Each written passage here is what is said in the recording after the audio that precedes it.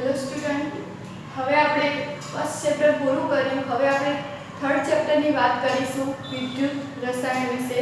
તો વિદ્યુત રસાયણ વિશે આપણે વાત કરીએ તો આપણે બેટરી, બળતણ કોષ આ બધું વાપરીએ છીએ. તો એ બેટરી અને બળતણ કોષોમાં રાસાયણિક પ્રક્રિયાઓ થાય છે. એ રાસાયણિક પ્રક્રિયાઓ દરમિયાન જે ઉર્જા ઉત્પન્ન થાય છે એ ઉર્જાને આપણે વિદ્યુતીય ઉર્જામાં રૂપાંતર કરવાની પ્રક્રિયા આમાં જોવાની છે. આપણે ઘણા બધા ઉપકરણો યુઝ કરીએ છીએ, બેટરી યુઝ કરીએ છીએ, બળતણ કોષો ઉપયોગ કરીએ છીએ. તો એ બળતણ કોષો અને બેટરીઓમાં એક રાસાયણિક પ્રક્રિયાઓ થાય છે. એ રાસાયણિક પ્રક્રિયા દરમિયાન ઉર્જા ઉત્પન્ન થાય છે અને જે ઉર્જા ઉત્પન્ન થાય છે એટલે કે રાસાયણિક ઉર્જામાંથી વિદ્યુતીય ઉર્જામાં આપણે જે રૂપાંતર કરવાનું છે એની આપણે આ ચર્ચા કરવાની છે. કે મેં અહીંયા એક ગેલ્વેનિક કોષ દોર્યો છે એટલે કે ડેનિયલ કોષ દોર્યો છે. આ અગાઉ પણ આપણે શીખી ગયા છીએ, પણ ફરીથી આજ આપણે શીખી જઈએ કે આપણે કોપર અને ઝીંક આયનોની સાંદ્રતા જ્યારે 1 એકમ હોય ત્યારે તેમનો વિદ્યુતીય પોટેન્શિયલ કેટલો હોય છે?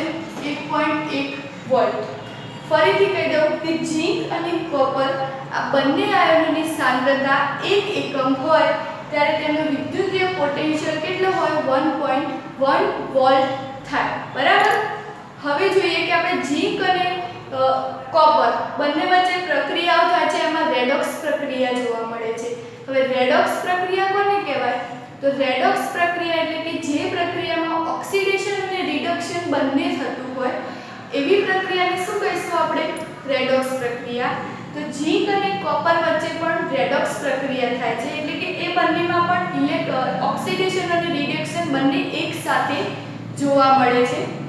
તો આપણે મેં અહીંયા એક ઇક્વેશન લખ્યું છે કે ઝીંક અને કોપર કે Zn+Cu2+ gives Zn2+ Cu.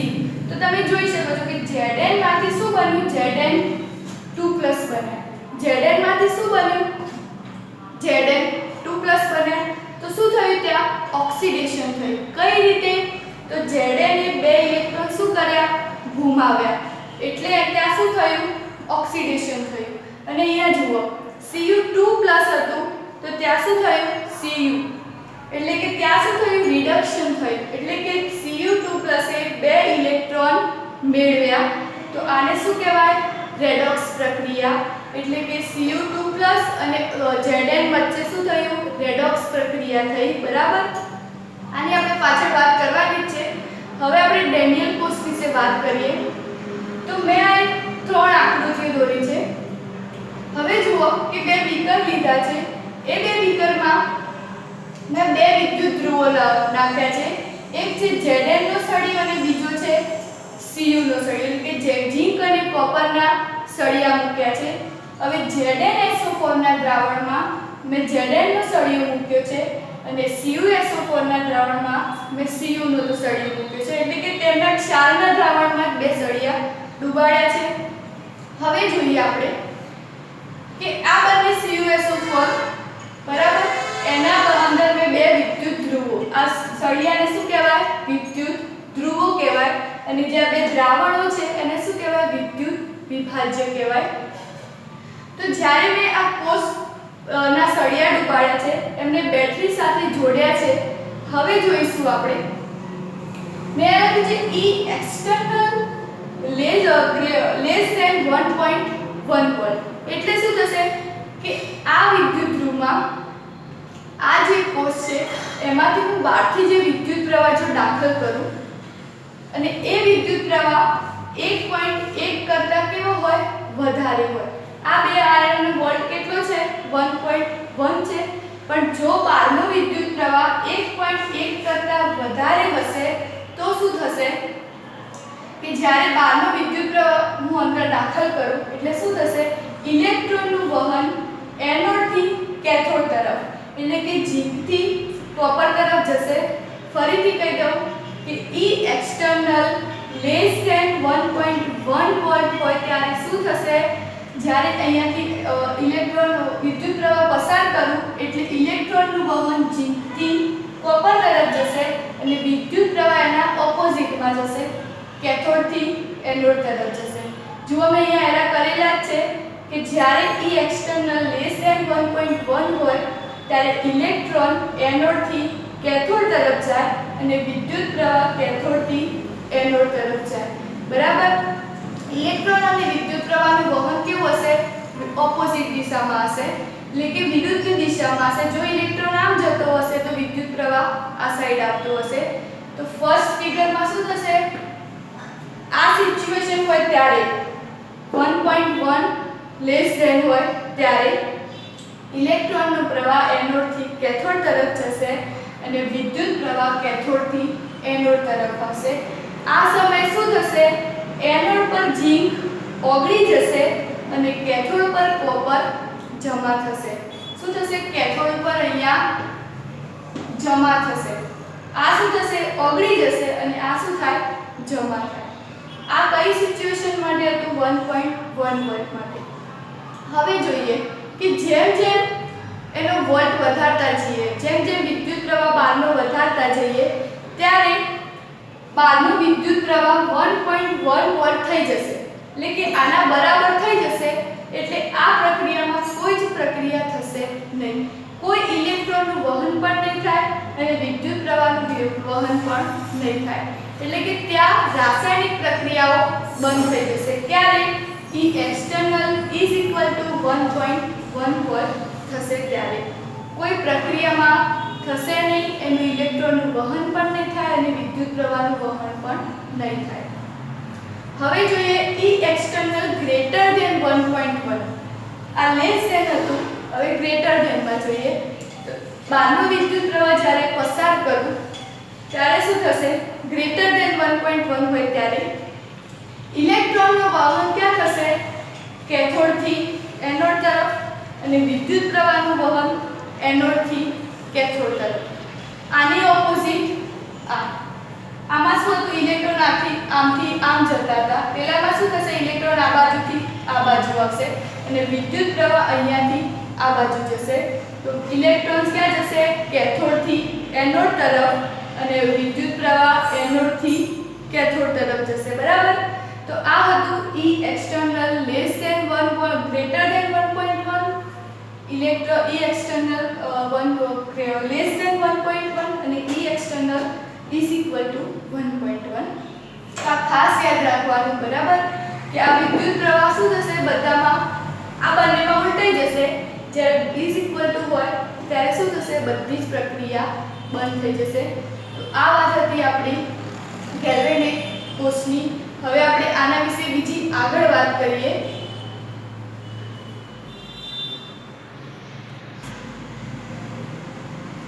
હવે આપણે ગેલ્વેનિક કોષ વિશે વાત કરીએ. તો ગેલ્વેનિક કોષમાં જુઓ, મેં એક આકૃતિ દોરી છે કે બે બીકર લીધા છે. એ બીકરમાં એક બીકરમાં મેં ZnSO4 નું દ્રાવણ મૂક્યું છે અને બીજામાં CuSO4 નું દ્રાવણ. આ દ્રાવણોને શું કહેવાય? વિદ્યુત વિભાજ્ય. એમાં બે વિદ્યુત ધ્રુવ મૂક્યા છે, એટલે કે આ બે જે સળિયા છે ZnSO4 ના વિદ્યુત વિભાજ્યમાં તેના જ ક્ષારનું Zn નો સળિયો ડૂબાડ્યો છે અને CuSO4 ના દ્રાવણમાં Cu નો સળિયો ડૂબાડ્યો છે. આ બે સળિયાને શું કહેવાય? વિદ્યુત ધ્રુવ. બરાબર. હવે આ બંને બીકરને મેં ક્ષાર સેતુ દ્વારા જોડી દીધા છે. કેમ ક્ષાર સેતુ મૂક્યું છે? કારણ કે બંનેના દ્રાવણો કેવા છે? અલગ અલગ છે. એક ZnSO4 છે અને એક CuSO4 છે. બરાબર. એટલે મેં આ બંનેને ક્ષાર સેતુ દ્વારા જોડી દીધા છે. હવે હું અહીંયા સ્વિચ વડે આને એક બેટરી કે કળ સ્વિચ વડે આને આપણે જોડી દીધા છે આ સળિયાને. જ્યારે આપણે જેવી સ્વિચ ચાલુ કરીશું એટલે શું થશે? ઇલેક્ટ્રોનનો પ્રવાહ એનોડ થી ક્યાં જશે? કેથોડ તરફ અને વિદ્યુત પ્રવાહ એની વિરુદ્ધ દિશામાં કેથોડ થી એનોડ તરફ જશે. હવે બીજી વાત કે અહીંયા મેં બે અલગ અલગ દ્રાવણ હતા એટલે ક્ષાર સેતુ મૂક્યું. જો બંને બીકરોમાં સેમ દ્રાવણ હોય તો ક્ષાર સેતુની જરૂર પડતી નથી. બરાબર. તો આટલી વાત હતી આપણી. હવે જોઈએ કે Zn અને Cu2+ gives Zn2+ Cu. આ એક શું છે? રેડોક્સ પ્રક્રિયા. કે Zn એ બે ઇલેક્ટ્રોન ગુમાવ્યા એટલે એનું શું થયું? ઓક્સિડેશન. અને Cu એ બે ઇલેક્ટ્રોન મેળવ્યા એટલે એનું શું થયું? રિડક્શન થયું. તો આ બે અર્ધ પ્રક્રિયાઓ લખી છે મેં કે Cu2 plus 2 electron minus gives Cu.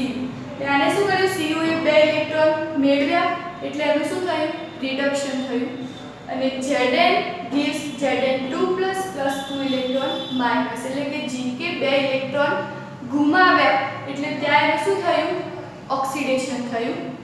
હવે બીજી વાત કરીએ કે ગેલ્વેનિક કોષમાં જે ધન આયન છે એટલે કે કેથોડ કે જે ધન આયન છે એ શું કરશે? જમા કરવાનું વલણ ધરાવે છે એટલે કે દ્રાવણોમાંથી આયનો જમા કરવાનું વલણ ધરાવે છે એટલે એને ધન આયન કહેવામાં આવે છે. અને ઋણ આયન છે જે અહીંયાથી ગુમાવવાનું વલણ ધરાવે છે એટલે એને શું કહેવાય? ઋણ આયન કહેવામાં આવે છે. પછી બીજી વસ્તુ કે ગેલ્વેનિક કોષમાં જે વિદ્યુત ધ્રુવનું ઓક્સિડેશન થાય એને શું કહેવામાં આવે છે? Cathode anode. આને શું કહેવામાં આવે છે? એનોડ કહેવામાં આવે છે. અને આને શું કહેવાય? કેથોડ કહેવામાં આવે છે.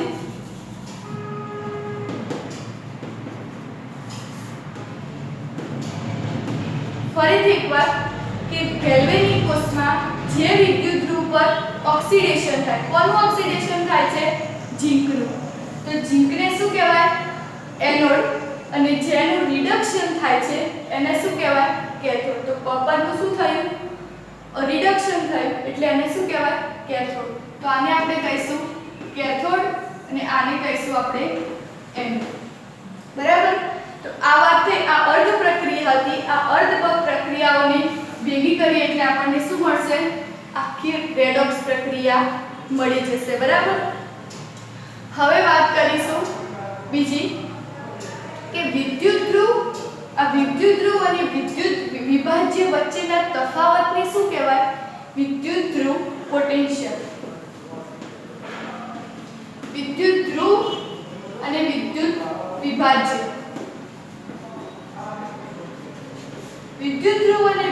વિભાજ્ય વચ્ચેના પોટેન્શિયલ તફાવતને શું કહીશું આપણે? વિદ્યુત પોટેન્શિયલ. બરાબર? હવે બીજું કે જ્યારે આ બંને આયનોની સાંદ્રતા એટલે કે ઝીંક અને કોપરની સાંદ્રતા 1 એકમ હોય ત્યારે તેને શું કહેવાય? પ્રમાણિત વિદ્યુત ધ્રુવ. શું કહેવાય આને? પ્રમાણિત વિદ્યુત ધ્રુવ. તો ગેલ્વેનિક કોષ વિશે આટલી વાત હતી. હવે આપણે આના દાખલા અને એને દર્શાવીશું કઈ રીતે એ વાત કરું હું તમને.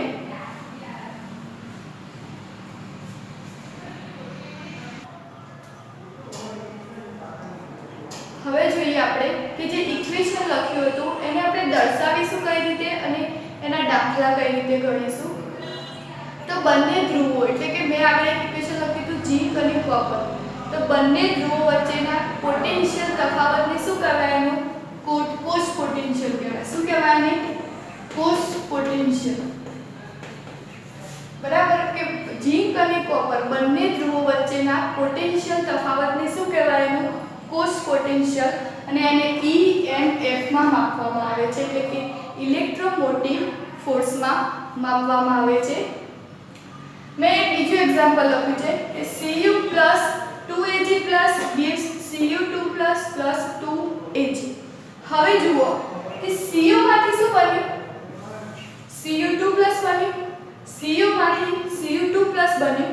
તો એને શું કરે? 2 ઇલેક્ટ્રોન ગુમાવ્યા એટલે એનું શું થયું? ઓક્સિડેશન થયું. અને 2Ag માંથી 2Ag બન્યું. તો એને શું કર્યું? ઇલેક્ટ્રોન મેળવ્યા એટલે ત્યાં શું થયું? એનું રિડક્શન થયું. તો અહીંયા એક રેડોક્સ પ્રક્રિયા જોવા મળી આપણને. તો આપણે બંને અર્ધ પ્રક્રિયાઓ લખીએ આપણે કે કેથોડ. મેં કીધું હતું કે જ્યાં શું હોય? રિડક્શન હોય ત્યાં શું થશે? કેથોડ ઉપર જોવા મળશે. અને ઓક્સિડેશન થાય એને શું કહેવાય? એનોડ કહેવાય. તો ઓક્સિડેશન કોનું થયું છે? Cu નું. તો એને આપણે એનોડ નામ આપીશું. તો એનોડ નામ આપ્યું. તો Cu માંથી શું બન્યું? Cu2 + 2 electron minus. અહીંયા શું થયું? ઓક્સિડેશન. બરાબર?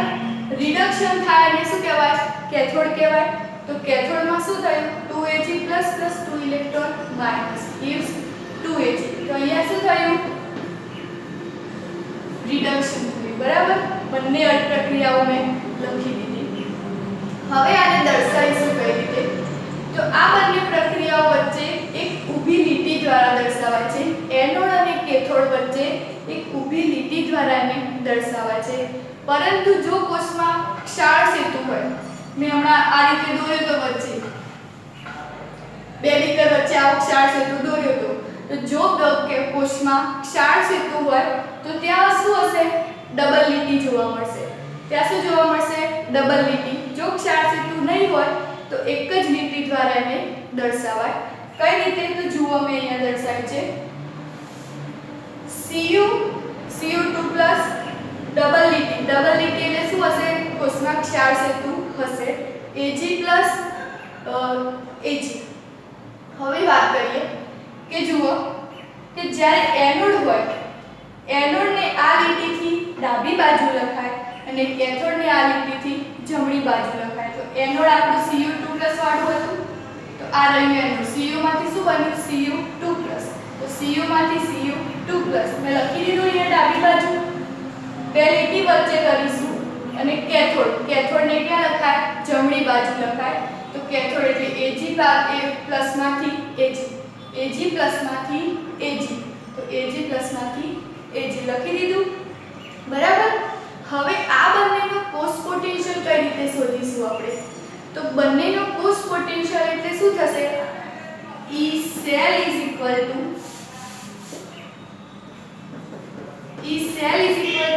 E right minus E left. આ લખી મેં જુઓ. E cell is equal to E right minus E left. Right માં કોણ છે? Ag. અને લેફ્ટ માં કોણ છે? C. બરાબર. આ લખી દીધું મેં. રાઈટ માં કોણ છે? Ag. અને માઈનસ લેફ્ટ માં કોણ છે? Cu. એનોડ ને ક્યાં લખાય? ડાબી બાજુ. ડાબી બાજુ એટલે અહીંયા અને જમણી બાજુ એટલે કેથોડ ને લખીશું. બરાબર. તો આ આપણું થયું સૂત્ર કે E right minus E left. બરાબર. તો આ રીતે આને દર્શાવાય. હજુ પણ જો ના ખબર પડે તો આપણે ઘણા બધા એના એક્ઝામ્પલ લેવાના છે, એટલે એમાં તમને ક્લિયરલી ખબર પડી જશે. તો આજે આપણે આટલે સુધી વાત કરીએ.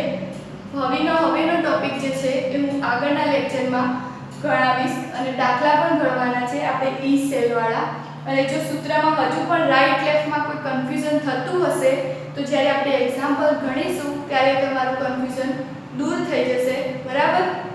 તો આજે આપણે આટલે સુધી વાત કરીએ. Thank you.